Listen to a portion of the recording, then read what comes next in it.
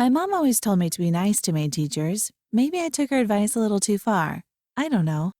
I'll just tell you my story and you can be the judge.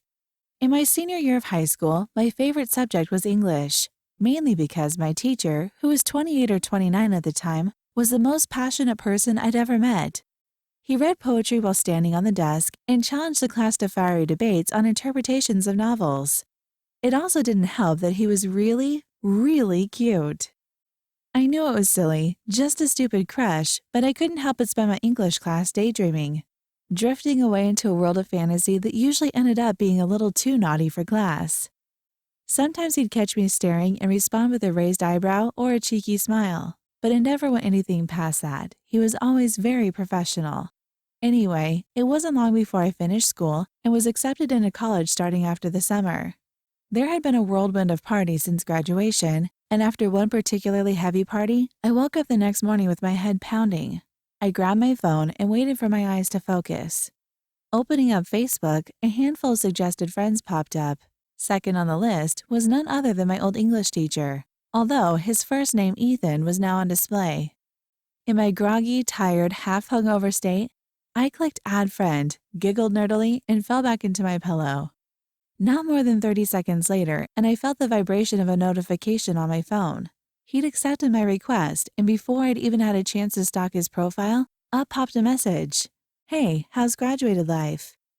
We chatted back and forth over the next week, nothing too scandalous, just a bit of small talk and the odd gift flirting here and there, until one day he asked me to grab coffee with him. I nearly dropped my phone in excitement, and of course I agreed.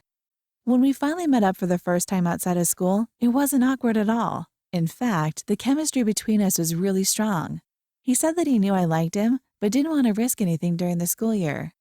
Eventually, coffee turned into lunch, and lunch turned into a long walk, which ended up at his place for dinner.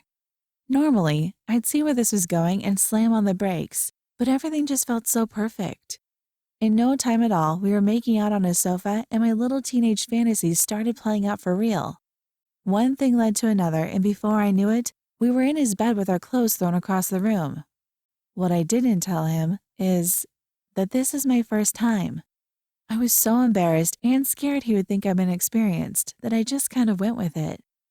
Anyway, after we finished, he dropped me home, and when I got back inside, I decided to send him a message to say thank you for the great evening.